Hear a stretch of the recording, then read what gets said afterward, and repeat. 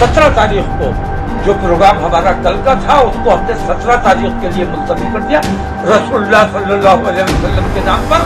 तो अब बीवी बच्चों समेत आप लोगों को उसमें शिरकत करनी है और यौम दुआ 2 घंटे हमारे साथ बैठ के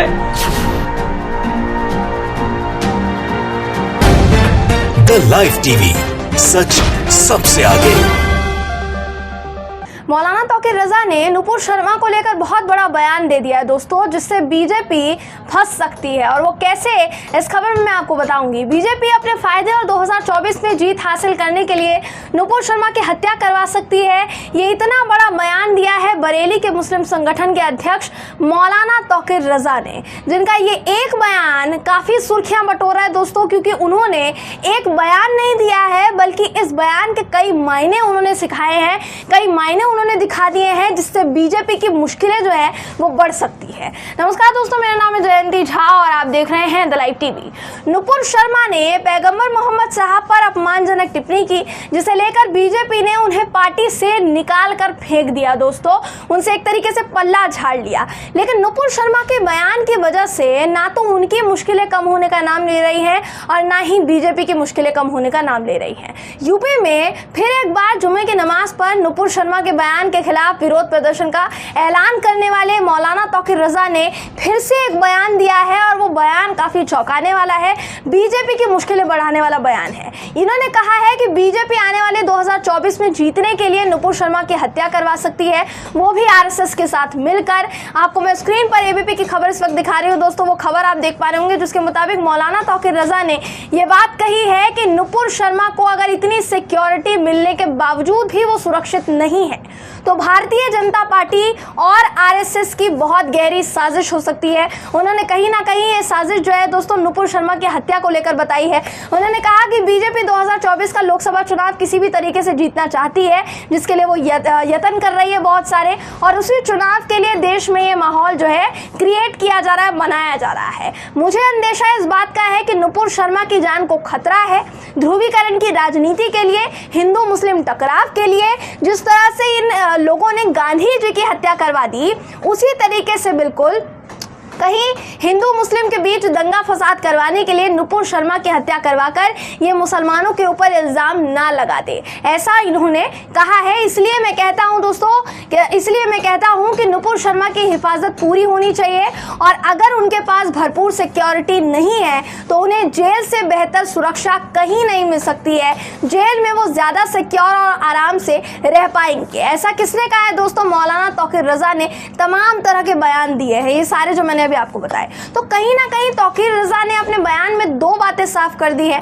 पहली बात यह कि नुपुर शर्मा की गिरफ्तारी हो जानी चाहिए किसी भी कीमत पर, क्योंकि मुस्लिम समाज उसकी मांग कर रहा है, उन्हें जल्द से जल्द सलाखों के पीछे होना चाहिए। और दूसरी बात यह कि बीजेपी मुसलमानों को बदनाम करने का नया मौका तलाश रही है, नया मौका ढूंढ रही है, जिसके लिए मुसलमानों को ही आगे आकर कदम उठाना होगा, उनको ही अपनी खुद की हिफाजत करनी होगी। इससे पहले मौलाना तौकीर रजा ने अगले जुम्मे की नमाज के बाद यानी 17 जून को धरना प्रदर्शन करने का ऐलान किया है। उन्होंने कहा है कि धरना प्रदर्शन होगा, विरोध प्रदर्शन होगा। साथ ही ये भी कह डाला है कि हम लाठी और गोली खाने को तैयार है, हम डरते नहीं है उससे, जेल जाने को हम तैयार है, लेकिन पैगंबर मोहम्मद साहब की शान में गुस्ताखी हमें बिल्कुल बर्दाश्त नहीं है, हम बिल्कुल बर्दाश्त नहीं करेंगे। हमने तो 10 जून को ही प्रदर्शन की तैयारी कर ली थी, लेकिन सिर्फ और सिर्फ गंगा दशहरा की वजह से उस दिन हमने प्रदर्शन जो है, धरना प्रदर्शन है, विरोध प्रदर्शन है, वो हमने टाल दिया था, सिर्फ और सिर्फ गंगा दशहरा की वजह से। इस आह्वान में तौकीर रजा ने क्या क्या कहा है दोस्तों, आपको बाकायदा मैं उनका वीडियो दिखा देती हूँ, ये वीडियो आप देख लीजिए। 17 तारीख को जो प्रोग्राम हमारा कल का था उसको हमने 17 तारीख के लिए मुलतवी कर दिया। 17 तारीख को इसी जोशो खरोश के साथ तमाम लोगों को आना है, और सिर्फ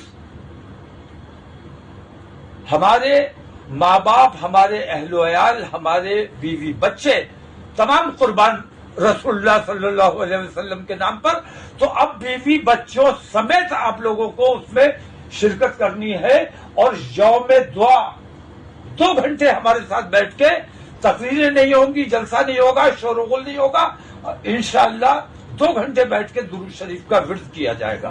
तो मौलाना तौकीर रजा ने न सिर्फ 17 जून को जुम्मे की नमाज के बाद बरेली में धरना प्रदर्शन और विरोध प्रदर्शन करने का ऐलान किया है, बल्कि महिलाओं और बच्चों को भी इसमें शिरकत होने की अपील उन्होंने की है कि अगर आपको भी हिफाजत करनी है इस्लाम धर्म की तो आपको भी आगे आना पड़ेगा और इस धरना प्रदर्शन में शिरकत होना पड़ेगा। बताया तो ये भी जा रहा है बहुत बड़ी तादाद में मस्जिद से भी नमाजियों को बुलाया गया है, जिस ऐलान के बाद बरेली पुलिस प्रशासन जो है दोस्तों अलर्ट मोड में आ गया है। पैरामिलिट्री फोर्स की तैनाती के साथ साथ 2 हेलीकॉप्टर भी पूरे धरने की निगरानी के लिए लगाए जाएंगे कि कोई भी अनहोनी ना हो, कोई भी घटना ना होने पाए। हालांकि जैसे मैंने पहले आपको कहा था, इससे पहले मैं आपको कह चुकी हूँ कि यहाँ पुलिस तो देखिए अलर्ट रहेगी ही, बरेली पुलिस अलर्ट हो या दूसरी पुलिस अलर्ट हो, लेकिन सबसे ज्यादा अलर्ट रहने की जरूरत यहाँ मुस्लिम समाज को, मुस्लिम समुदाय को है, जिन पर कभी भी कोई भी इल्जाम थोपा जा सकता है।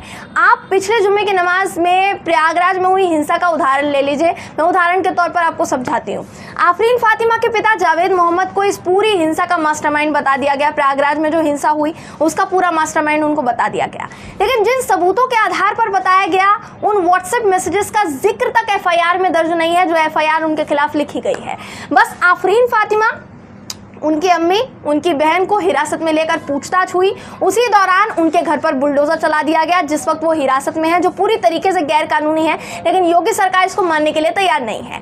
अब जरा आप बताइए कि जब आपने परिवार को उनके किए गए गुनाह का कोई सबूत ही नहीं दिखाया है और आपने गुनहगार भी उनको बता डाला है, फिर उनका घर भी गिरा दिया जिस वक्त आपने उनको हिरासत में पूछताछ के लिए बुलाया था, तो बताइए ऐसे में मुसलमानों को योगी जी की सरकार में सुरक्षित कैसे मान लिया जाए? कोई एक उदाहरण, कोई एक आप वजह दे सकते हैं? यही सबसे बड़ा कारण है दोस्तों कि मौलाना तौकीर रजा ने नुपुर शर्मा की सुरक्षा पर सवाल खड़े किए हैं कि जब रातों रात एक निर्दोष शख्स को उसके मुसलमान होने के चलते एक इतनी बड़ी हिंसा का मास्टरमाइंड बताया जा सकता है, तो फिर नुपुर शर्मा की जान से खेलकर उसका इल्जाम भी तो मुसलमानों पर लगाया जा सकता है ना, कि नहीं लगाया जा सकता है? क्योंकि देखिए जाहिर तौर पर इतने दिनों अभी ये जो माहौल चल रहा है, आप इतने कम से कम आप बोल दीजिए 1 महीना हो गया, मुसलमान ही नुपुर शर्मा की गिरफ्तारी की मांग कर रहे हैं कि नहीं कर रहे हैं, तो आरोप उन्हीं पर लगाया जाएगा। ये तो आरोप थोपने में ये लोग अव्वल एकदम। तो स्थिति वाकई बहुत खराब बन चुकी है, जहां भारत में मुसलमानों पर उन चीजों का आरोप लगाया जा रहा है, उन बातों का आरोप लगाया जा रहा है जो शायद उन्होंने की भी नहीं है। इसलिए मुस्लिम समाज को अपने हक के लिए आगे आकर बोलना पड़ रहा है और उनको फूक फूक कर कदम रखने पड़ेंगे दोस्तों। अभी आप खुद देख लीजिए, बीजेपी के खिलाफ जो विरोध प्रदर्शन हो रहे थे वो अचानक हिंसा में तब्दील हुए और उसका जो ठीकरा है वो पूरा ठीकरा मुसलमानों के सिर फोड़ दिया गया। इसके बाद ही नुपुर शर्मा ने जो गलती की उससे ध्यान हटाने की कोशिश की जाने लगी है कि कहीं ना कहीं उससे ध्यान भटकाया जा सके और फिर नुपुर शर्मा की गिरफ्तारी की मांग बंद हो जाए। इसलिए अब देखना यही है कि आने वाले जुम्मे को नमाज के बाद विरोध प्रदर्शन से पहले योगी जी कौन कौन से आदेश जारी करते हैं, क्योंकि उनके आदेश का इंतजार देखिए दोस्तों हमेशा रहता है। उनसे उम्मीद यही है ना, मुसलमानों ने कुछ किया हो ना किया हो तो भी अधिकारियों को छूट देकर छुट्टा सांड की तरह छोड़ दिया जाता है कि भाई मुसलमानों को ही आरोपी बनाओ और जेल में ठूस दो।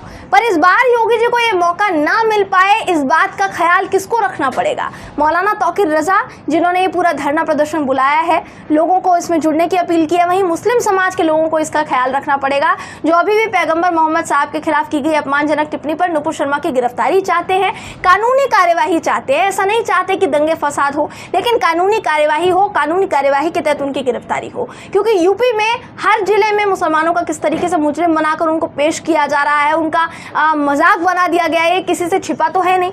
इसलिए राज्य और देश को हिंदू मुस्लिम की आग में झोंकने वालों से, अमन शांति चाहने वालों को दूर रहने की इस वक्त बहुत जरूरत है दोस्तों, क्योंकि दूर नहीं रहेंगे तो आप पर इल्जाम थोप दिए जाएंगे। वही नुपुर शर्मा जिन्हें हमारे देश की सरकार सिक्योरिटी दे रही है, उसकी जगह उन्हें जेल की सलाखों के पीछे डाले, जो इस समय पूरे मुस्लिम समुदाय की मांग है। बहरहाल दोस्तों, इस खबर पर आपकी राय क्या है कमेंट करके जरूर बताइएगा। वीडियो अगर आपको पसंद आया हो तो वीडियो को लाइक और शेयर करना ना भूलें। फिर मुलाकात होगी आपसे किसी ऐसी ही खबर के साथ, तब तक के लिए नमस्कार।